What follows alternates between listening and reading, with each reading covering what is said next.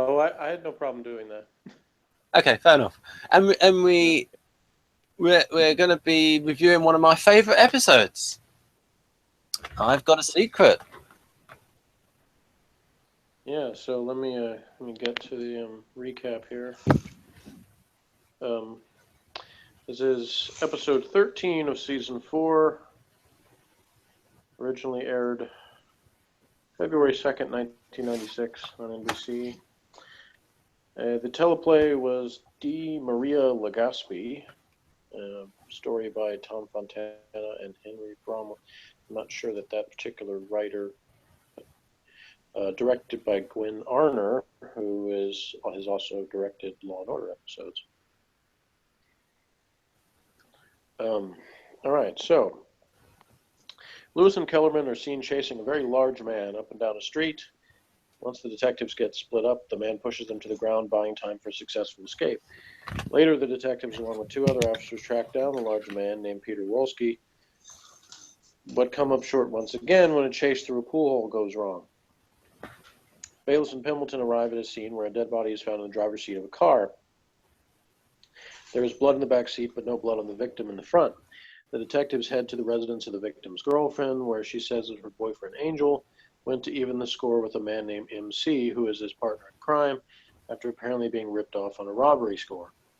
Spots Howard kissing a man and sets out to get information on her new lover with or without her cooperation. Does what he can, even resorting to a background check, asking much jokingly if he found anything yet. Finally cornered when Lewis and Kellerman, along with about a dozen other officers, surround him in an awkward position, digging up his mother's grave. Lewis and Kellerman later arrive at a seclusion area where Wolski is seen in a straitjacket. Lewis feels sorry for his crazy brother, who was off because of repeated suicide attempts. Hamilton set out to talk to MC about the death of Angel, but when they arrive at his house, nobody is home.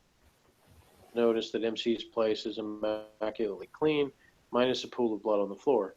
The detectives then get information from Shiner, who says that Angel died due to internal blood. The detectives eventually get MC in the box where Mr.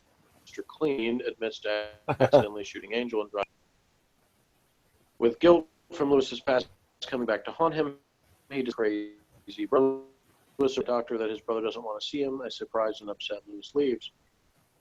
Pimbleton and Bayless head to the hospital where Angel's gunshot wound was apparently attended to. Bayless asks Doctor if anyone at the hospital did could have contributed to Angel's death. Weisson tells Bayless she left and nurse Derek Sherman was to finish up the procedure. Discovers a nosy Munch poking through her personal items and gets upset. The two share a talk on the roof where Munch offers to tell Howard his deepest, darkest secret in exchange for info on her boyfriend. Howard says she believes in secrets and won't divulge anything. Back at the precinct, Pimbleton and Bayless badger nurse Sherman in the box. Sherman tells the detectives he is not the only person at the hospital with issues when it comes to criminals, and that Dr. Weisson's husband was recently robbed and beaten. With this new information from nurse Sherman, the detectives head to the home of Dr. Weisson. After a conversation with the doctor and mother, Weisson says she left Angel in the hands of God. The conversation gets emotional when the detectives tell her she just confessed to murder. Hamilton goes to arrest Weisson, who is preparing dinner for her family, but Bayless interrupts him, saying they'll talk to the district attorney. The episode ends with Bayless and Pimbleton in Dr. Weisson's house contemplating. You want to, from Mr. Morris and his review? Yes. Just that loads. Low at the moment. Yeah, so I was trying to keep up with like putting the bits, the images on screen that pertain to the bit that you were talking about.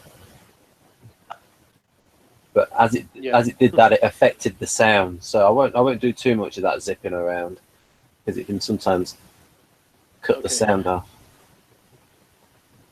String of high-profile murders, Homicide returns to its roots in one of the more entertaining and character-driven episodes of the season.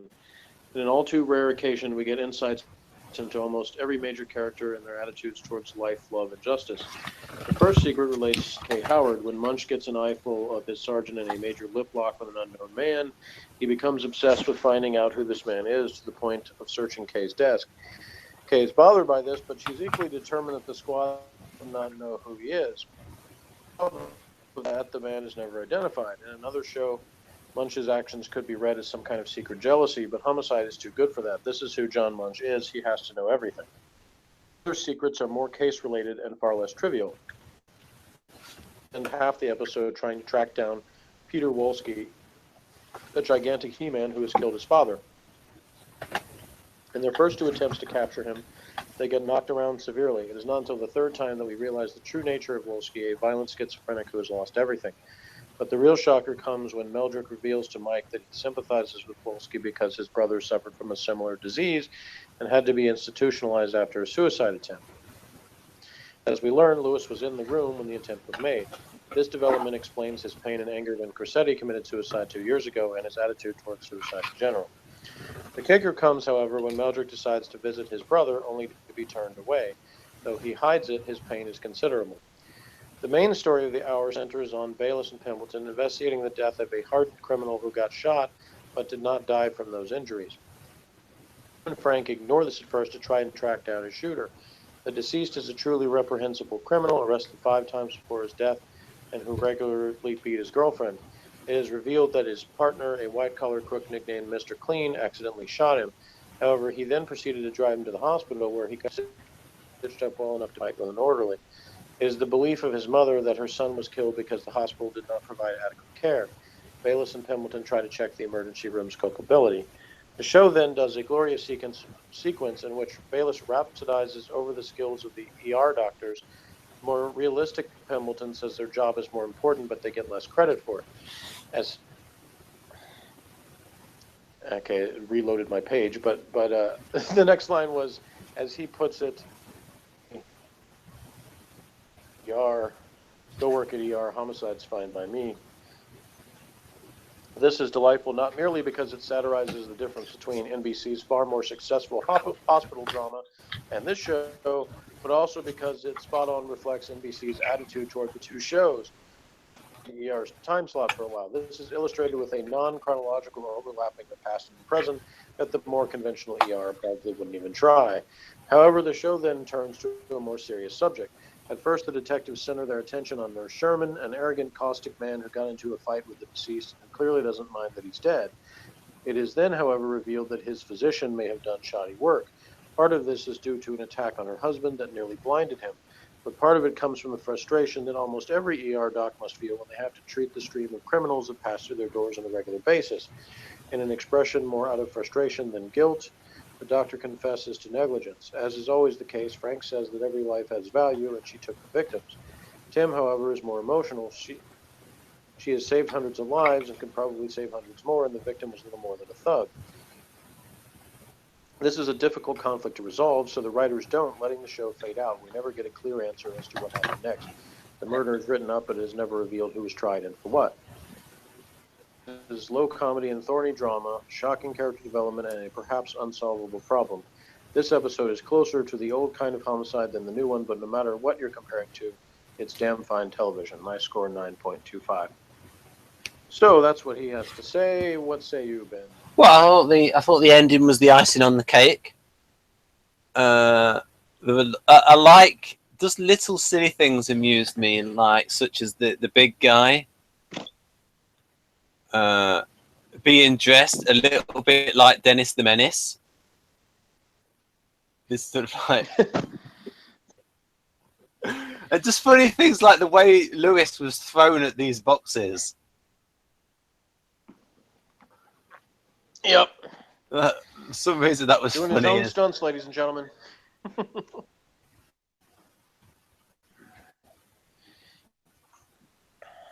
Of course.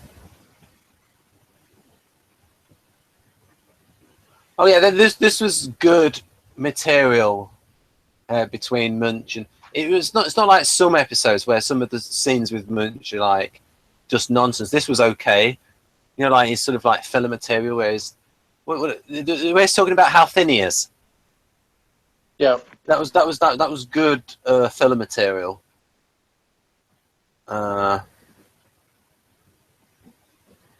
Any of these people stick out?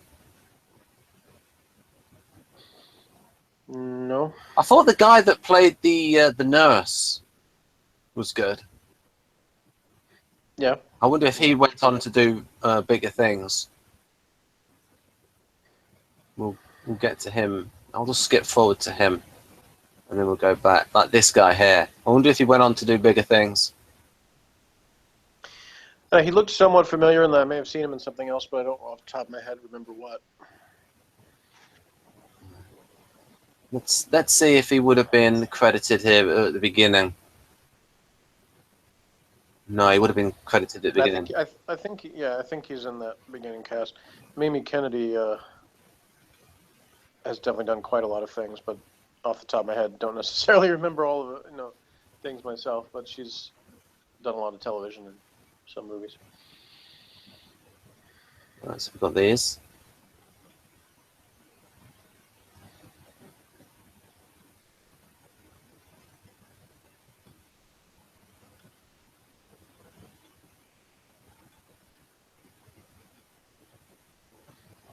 Then we got the let's see, any bits, and I remember computers coming in a lot in 1996. In this program, everyone's now starting to use computers, and we saw G on a laptop, and there's Dennis the Menace, and then there was another funny bit with the. Yeah, he throws somebody else at them this time. Like two people. And I do like the guy that played Mr. Clean, like when they asked him what MC stands for, and he actually said it with such pride, Mr. Clean. This episode once again reminds us that not all criminals are perceivers. Because you have a J stereotype guy whose his job in the operation is to be the super clean and organized one. And I've got to say, this is going to be the thumbnail. That's a good one. Yeah, that's a good one. So again, did this actor go on to do other things? Because he seems like a pretty good actor. Ben, I can stop you from asking me that in every episode, because if I remember somebody from something, I usually point it out. Okay. Whereas when you always ask me that, then I feel dumb, because then I'm like, no, I don't know who it is. So. Right, and then we've got the baddie from Live and Let Die. I don't know if you saw those when I sent you those scenes. I thought, wow, yes, it is. It's him. Yes. Well, I remember you sent me that. I didn't at the time. I was listening to something else, so I didn't watch the video. But it's amazing though. And what I actually learned from an interview is he never auditions.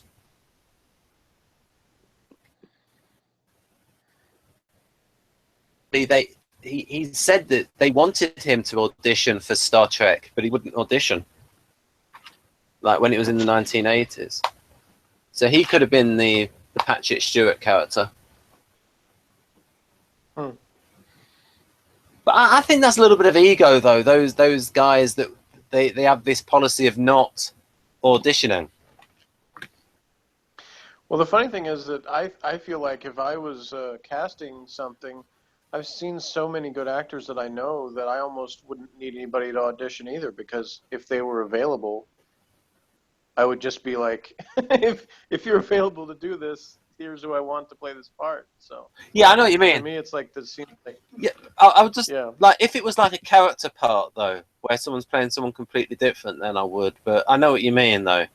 If you know someone's good, like James Callis wouldn't need to audition for me to be the Doctor Who. I just know he would be a fantastic Doctor. Yeah, I mean, we talked about before how there's actors that even when you're not even thinking about a specific part, there's just actors where actor was available, I would find a place for him because he would be able to play whatever part like we talked about Philip Madoc. Yeah, Philip Madoc played several Doctor Who roles.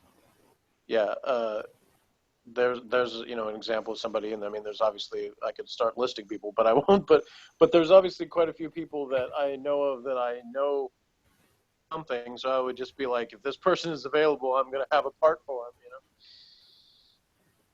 I'd probably have the opposite problem of just running out of parts for the amount of people, for the actors that I knew already liked and wanted to put in something. Oh yeah, I mean, I would be blatant at that. I would just reuse them.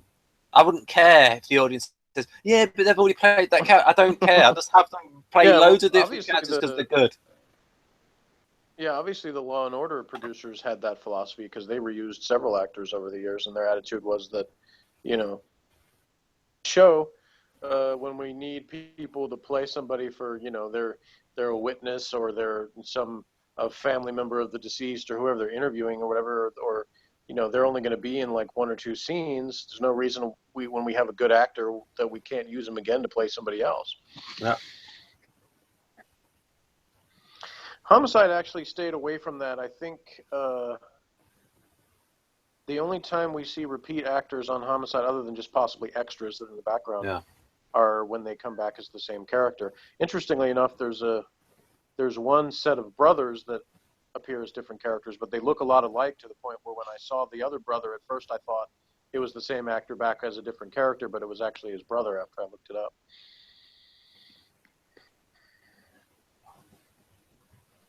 That looks like Barkeeper's Friend. That one. Baylor should have taken that with him for the bar. Yes, that would have been a nice. That would have been a nice touch. That's something they could have added to the program to make it even better. And we will eventually get back to the bar, folks. There's been a bit of a period of without really having any scenes there, but it'll. I mean, I guess there was a couple of brief scenes along the Law and Order crossover episode, but for the most part, it hasn't been much of a part of the show. But it will come back. So yeah, I mean, right at the beginning of this episode, like within the first 5 minutes, I was thinking this dialogue is better than normal. It's back to like your season 1 standard dialogue. It just seems sharper. Back on track to the dialogue at its best. I think it helps to have the multi-plots going. Like we talked about before, the network tried to get them to not do that as much. But by doing that and by changing between the characters, opportunity, I think, to have those kind of dialogue scenes where because you can cut away and then back and then have some time has passed, so you advance the plot, but you still have you keep the good dialogue going. And so it kind of works better that way, I think, than when you have an extended scene. Not that you can't do a good extended scene, obviously. I mean, something like 3 Men and Adina is pretty much one long scene, but a lot of the time I think it helps with the pacing and with the kind of the punch of the dialogue to kind of go back and forth between the different characters that way. Also, they need to realize, networks, that people can hold more than one plot in their head, because usually there's a lot of people watching TV. They're watching many different TV shows at the same time. Lots of different plots they have to keep in their head. Or if they're watching a soap, there's about 10 different storylines going on at the same time. Right. Yeah, I mean, I think people underestimate soap opera audiences. There's this kind of attitude as, they believe anything because a lot of the plots are silly or whatever. But the thing is if you talk to a soap opera fan and you ask them off like the histories of the characters and they know like all of these different things, there's a whole lot of convoluted, complicated stuff they can tell you about the characters because there's so much of put into that. But what I've said is it's not about the number of plots. It's about whether you can understand everything. If you in the Blake Sumner episode earlier, I was saying that you could say has one plot, but in some ways maybe it's a little bit too complicated. Is where it starts to be a little bit confusing. Whereas this Homicide episode, you've got multiple plots going on, but all of them are fairly simple and straightforward in terms of what's actually going on. There's not anything too complex you have to figure out. If you look at the story on paper, it's it's simple things. It doesn't mean easy things. Obviously, the whole moral dilemma with the doctor and all that is so. But it's not that it's a complicated thing. It's just that it's a heavy thing. I think with multiple plots is you got to make them quite different from each other, so that the details don't blur for the audience. Because when they're completely different, that really helps. But if they're like all very similar, then it would get confusing for the audience. But you have straightforward plots. You have good guest actors that are believable in their roles, and to play off of the main people. The doctor and the nurse and the Mr. Clean were all good. So you have all that going on, and then the big guy who didn't really have to do much dialogue, but he had to be big and good at being big. Yeah. And the lucky guy who just gets to kiss Howard as his only part of the show. Yeah, the casting was very good in this one. Mm-hmm. Very good. Even like parts like the husband of the surgeon was okay. Mm-hmm. Mr. Clean, love Mr. Clean. I want him to come back. I want more Mr. Clean. Well, maybe he will. Who knows? It'd be great. No spoilers. So I would actually give this one, wait for it, a 9. Nice. I will also give it a 9. And the only thing that keeps it from being a 10, really, is nothing about any of the actual performance or the story itself or anything. All that I think is great. The only thing is they just had to have, well, two things. The medical stuff is what gets me, because it's the discomfort. First, when they show this dude on the table, the one that's yelling at the doctor and calling her a whore and all this stuff, when they got a little too graphic on that part, and then they had to talk about the dude getting shot in the groin and stitching it up and everything. I'll be honest, that the area of me was feeling in that for watching the episode. I can't hear that and not, there's some sympathy pains going on there. And so that one element makes it impossible for me to completely 100% enjoy it. But it's still really good. So 9 out of 10 for me. Yeah, and also the ending is very good, folks. Like they set up a complex moral situation about the doctor. And and again, if you don't already know how good an actor Andre Braugher is from the scenes where he's doing really dramatic things in terms of, or he's, all those kind of more theatrical type things. In this, you see the opposite side of his talent was the understated ability to have that final scene where he says almost nothing. And this acting just in his facial expressions and his, because he communicates this he's experiencing without saying much at all. Yeah. And so that was just really good. And they lit him well as well, which can be difficult at night with someone with darker skin, but they actually lit him well.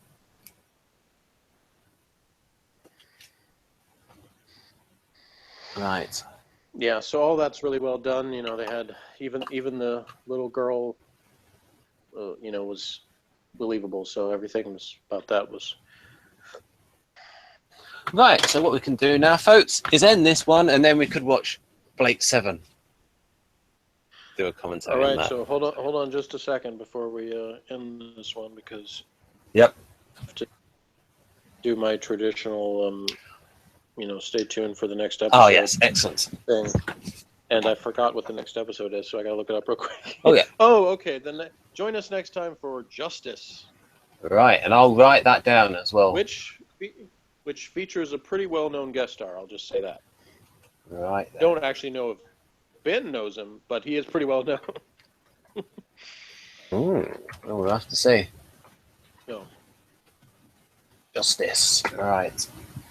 Okay, I've written that down. So it's bye from me, folks. Bye.